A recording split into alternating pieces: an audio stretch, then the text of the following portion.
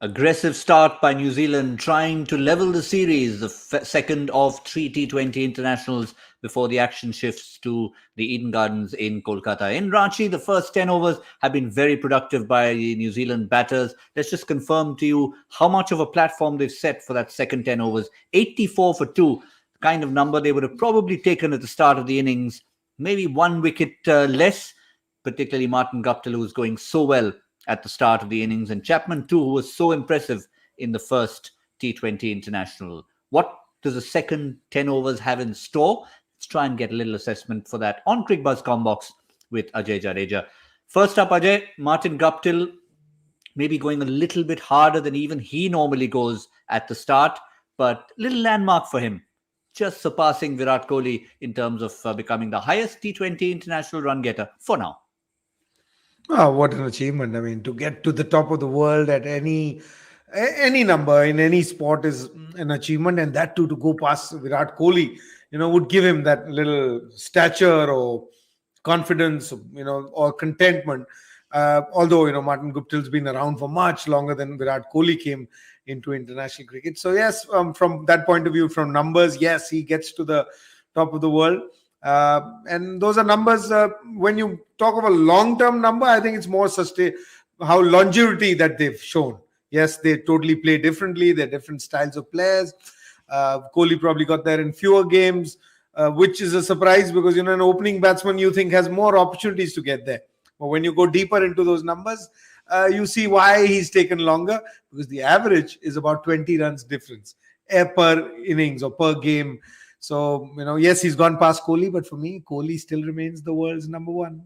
Yep, let's just confirm the numbers behind the numbers, which I think always are the important part of it.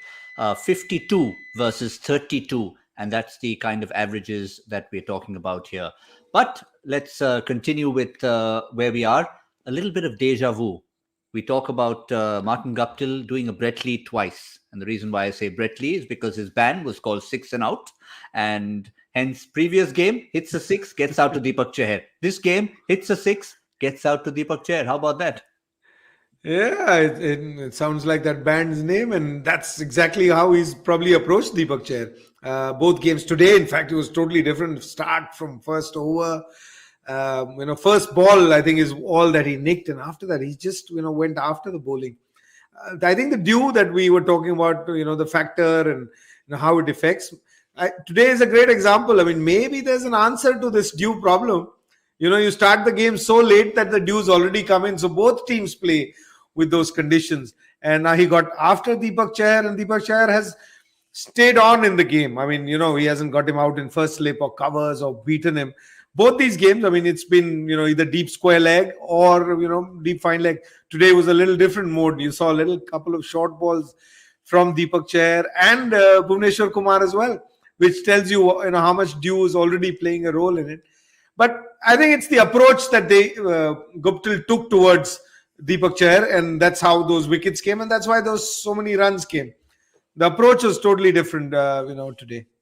Yeah, certainly was. But from India's bowling point of view, probably wouldn't want to read too much into, say, the figures of Bhuvneshwar Kumar, because it was the aggression early on. He still got his 2 key overs at the back end to come. But again, the spinners, Ravichandran Ashwin, just putting a little squeeze. Otherwise, had New Zealand got away, it could easily have been 100 plus in 10 overs. Yeah, and numbers on your screen tell you 3 overs 16, out of which 8 went in that first over when he bowled in that power play. And when he's come back, he's got his bunny at the other end. I mean, Phillips looks like his bunny. I mean, he's bowled about, out of those 12 balls that he's bowled outside power play, 8 or 9 to Phillips. And Phillips is just trying to survive at this stage. And Ravichandran Ashwin, smart enough, experienced enough to understand that game. So it's helped India to slow the game down, because they were going at a totally different pace. And Ravichandran Ashwin is a special bowler. And that's why he's special. It's not just the skill. It's how he thinks, how he understands the game. He's looked the best even today. I mean, there's no doubt about it. And I don't think anybody should be surprised amongst the 5 who are playing. If somebody had to pick who would be your best man, it has to be Ravichandran Ashwin. Well, Ajay Jadeja called it in the last game. We saw what happened. Economical at the start, 2 wickets in an over later, got an over to go. There's been a life for Glenn Phillips, put down simple chance by Venkatesh Iyer at long off, but whether or not he capitalizes is the real key. Early impression of Harshal Patel, Ajay. It's just the one over, but he's going to have a quick learning curve because he's going to bowl in the back end. We know that, but he's probably going to bowl with a bit of a wet ball. Yeah, that is probably the challenge that he'll have to face today. He came in, bowled his first ball at international cricket. Little things that you look at. What did he bowl? He came in and bowled that slower one. Just tells you that he's more confident with that one.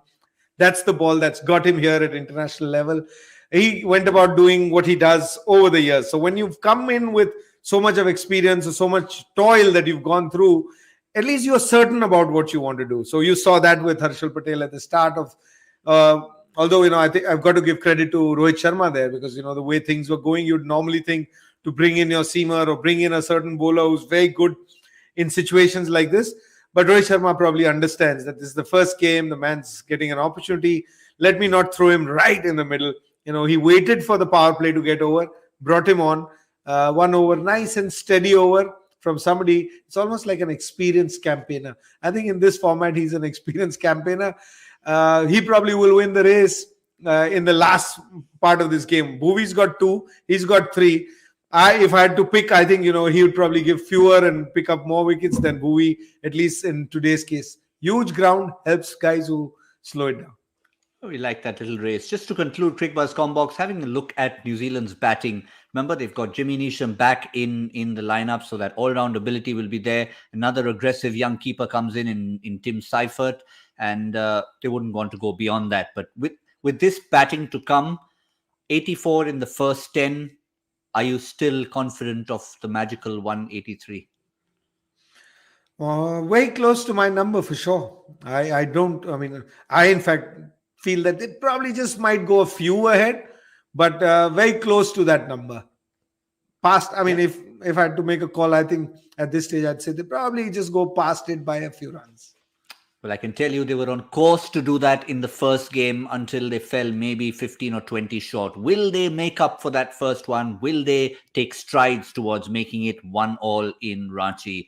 It's going to be a crucial last 8 overs or so for New Zealand. We, of course, will be there to wrap it up at the end and see who wins the little internal battle. Ashwin, Bhuvi, Ravichandran Ashwin, or, of course, Harshal Patel. We'll find out at the end. That's all from Cricbuzz Comm Box.